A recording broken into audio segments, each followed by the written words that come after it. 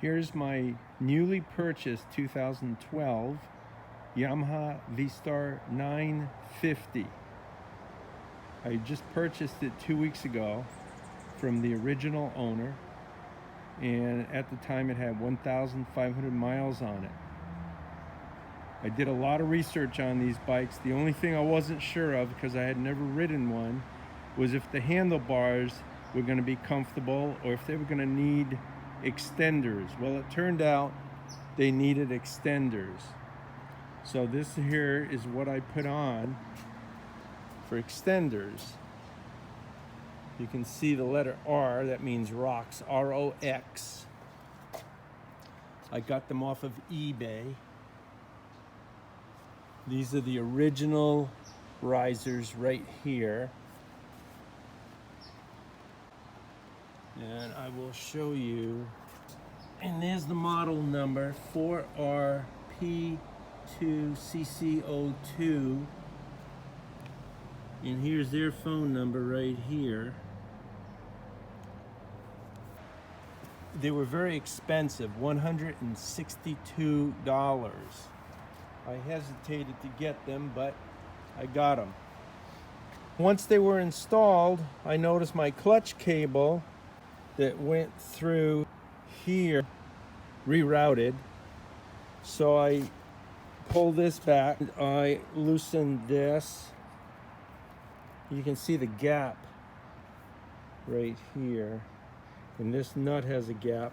So once you do that, I was able to pull the cable around and unhook the barrel and reroute it. And that was actually pretty easy. That was the easier of all these things. Then I realized my throttle cables also went through here, and they were way too tight. So I had to reroute them. To do that, I had to put the key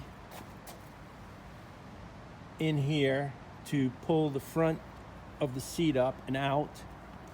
Then right here on the gas tank, I had to pull this bolt out. On the opposite side, there's another bolt. And then I had to lift the back of the tank, one hand here, one hand there, and slide it back 2 to 3 inches.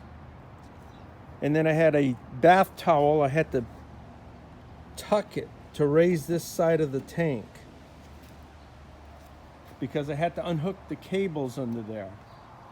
What I also had to do to get to the cables was pull these 4 air filter bolts out, and then on the inside there's 3 more bolts here and 1 nut here to pull this plastic part off so I can move it out of the way to access, right where my finger's pointing, that guy there, and right below, right there, that nut there.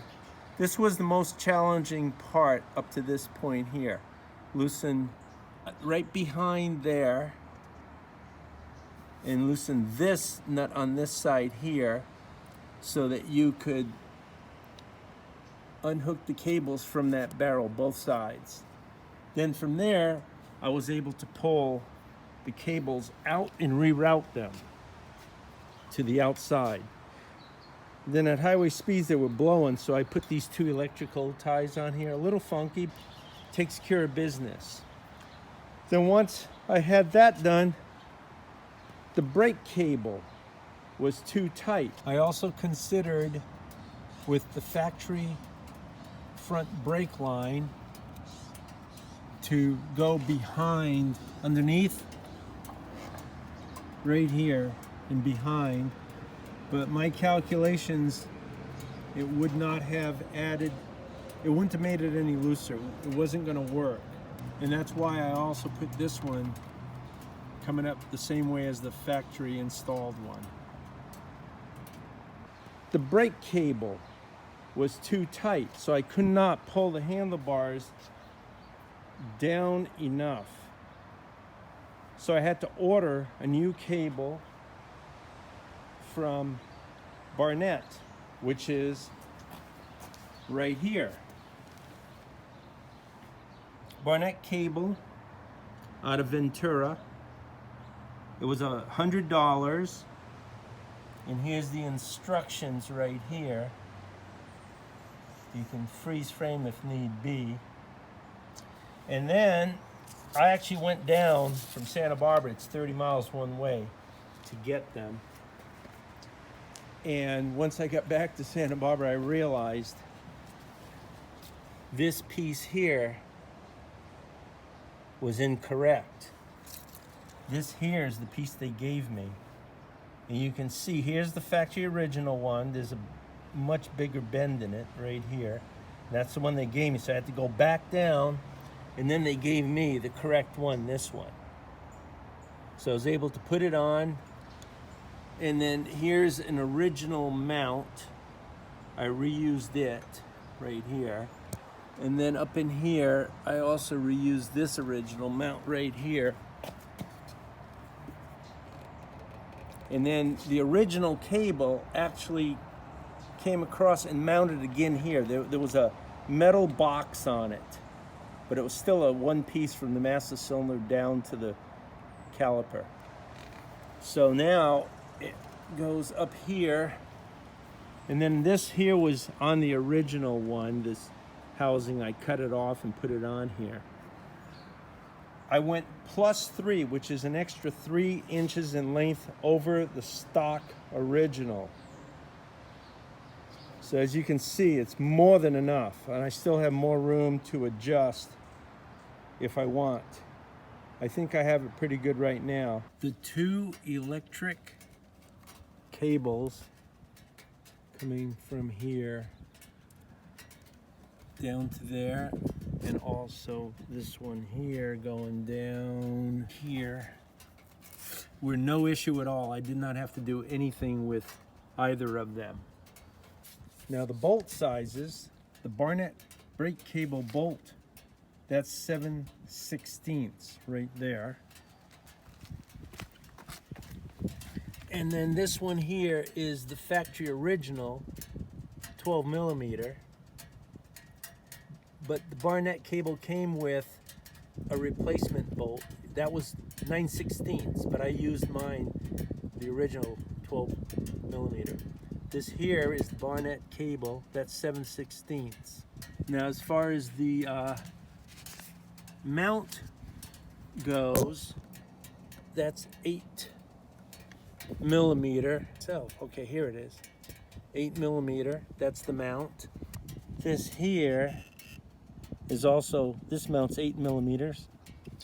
And this right here, where the block was to the original brake line, that was a bolt 8 millimeter. And then this here is 12 millimeter.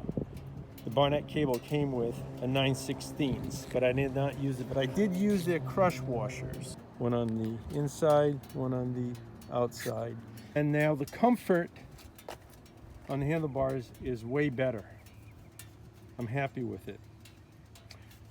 When I installed the Barnett brake line, I opened my 8 millimeter bleeder. I had a hose hooked to it into a bottle, and I opened it and I let it drain, and then I loosened this up and let it drain, so the master cylinder was empty. So when I disassembled all this stuff, it wasn't going to drip. Although I did cover the gas tank and the metal painted fender completely with rags. I even taped them on. And then on this side of the tank, I put plastic and then another towel over that, because that's the vulnerable area where the master cylinder is. Taped it all up so that I wouldn't have any brake fluid going on my paint, which would destroy the paint. And it worked out perfect. But the other thing I did is I ordered a new set of risers, because you can see the bottom right here of the ROX extenders. These are 2-inch extenders, and the round part that goes in the riser is 1 inch. You can see it's touching right there. So I ordered another set of risers. I may not even need them because the bike's pretty comfortable, but I did it anyhow. I got them off of Amazon, whereas the rocks I got off of eBay. And I will show them to you right here. Yuiki. That's them right here. And here's the specs on them. And the reason I got these, yeah, here we go. Here's the pricing, about 60 bucks. The reason I chose these over the $25 ones on eBay was because these were high quality chromed. As you can see, 3 stages, copper, nickel, and then chrome. So I got these coming in. Whether they're going to make much difference or not, I don't know, but at least I'll have access to swinging the rocks risers over to any position that I want. So it was more extensive than I thought it would be. Well, okay, I think that's everything. Good luck.